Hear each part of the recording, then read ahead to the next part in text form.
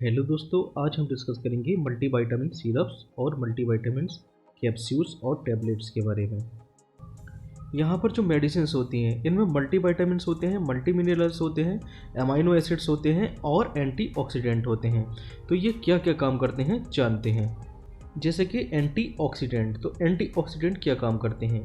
ये हमारी सेल को जो है फ्री रेडिकल से बचाते हैं। ये फ्री रेडिकल्स क्या होते हैं?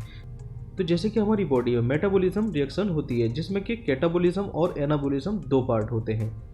तो कैटाबॉलिज्म में मॉलिक्यूल्स जो है आपस में जो है टूट जाते हैं, जबकि एनाबॉलिज्म में मॉलिक्यूल्स जो है आपस में जुड़ते हैं। तो यहाँ पर इन मॉलिक्यूल्स के टूटने के कारण यहाँ पर फ्री रेडिकल प्रोड्यूस होता है। जैसे कि हम यहाँ पर एक स्टेबल मॉलिक्यूल देख पा रहे हैं। तो जैसे कि किसी मॉलिक्यूल या एटम से इलेक्ट्रॉन जो है निकल जाता है, मतलब कि वो ऑक्सीडाइज हो जाता है, तो वो बन जाता है अनस्टेबल फ्री रेडिकल।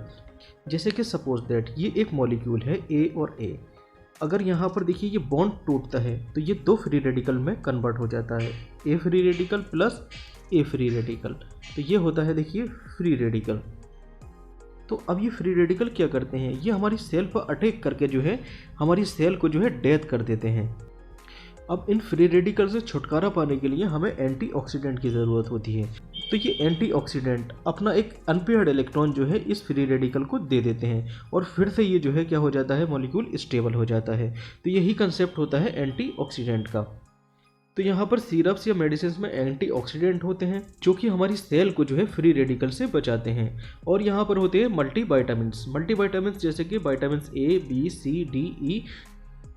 और यहाँ पर होते हैं मल्टी मिनरल्स जैसे कि आयरन, पोटेशियम, मैग्नीशियम। उसके बाद आता है एसेंशियल अमाइनो एसिड। तो जैसे कि हम जानते हैं अमाइनो एसिड जो है प्रोटीन फॉर्मेशन करते हैं।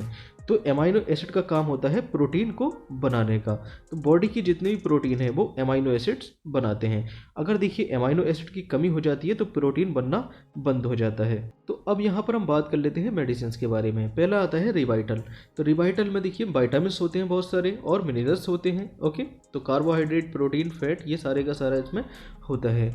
और दूसरा आता है ए टू जेड टैबलेट। इसमें होता है मल्टीविटामिन, मल्टी मिनरल, एंटीऑक्सीडेंट होता है। ओके, नेक्स्ट आता है जिंकोबिट। तो जिंकोबिट में भी देखिए मल्टीविटामिन, मल्टी मिनरल्स होता है ये भी।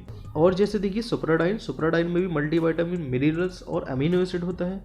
और न्यूरोवाइन फोर्ट में भी देखिए विटामिन बी कॉम्प्लेक्स यहाँ पर देखने को मिलता है। और नेक्स्ट आता है बीका डेक्सामिन में भी देखिए मल्टीविटामिन, मल्टी मिनरल्स कैप्सूल होते हैं ये। और इसके अलावा बीकोस्यूल्स कैप्सूल में होता है B complex, vitamin B complex और विटामिन सी। और इसके साथ ही साथ यहाँ पर होता है न्यूरोगोल्ड। तो न्यूरोगोल्ड भी मल्टीविटामिन, मल्टी मिनरल कैप्सूल होते हैं।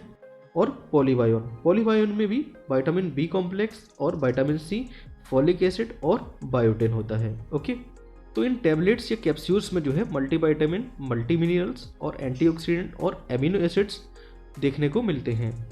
अब बात कर लेते हैं इसकी डोज के बारे में। तो जनरली इन कैप्सूल्स या विटामिन्स को जो है दिन में एक बार पेशेंट को दे दिया जाता है, मतलब कि वंस अ डे, दिन में एक बार इसको ओडी दे दिया जाता है। साथ ही साथ यहाँ पर बात कर लेते हैं मल्टीविटामिन सिरप्स के बारे में। तो मार्केट में बहुत सारी मल्टीविटामिन सिरप अवेलेबल होती हैं, जैसे कि Zincovit syrup, A to Z multivitamin syrup और मल्टीविटामिन सिरप्स। अब बात कर लेते हैं इसकी डोज के बारे में। तो जनरली ये देखिए 2 टाइम BD 1 या 1.5 चम्मच पेशेंट को दे दी जाती है। Okay, thank you.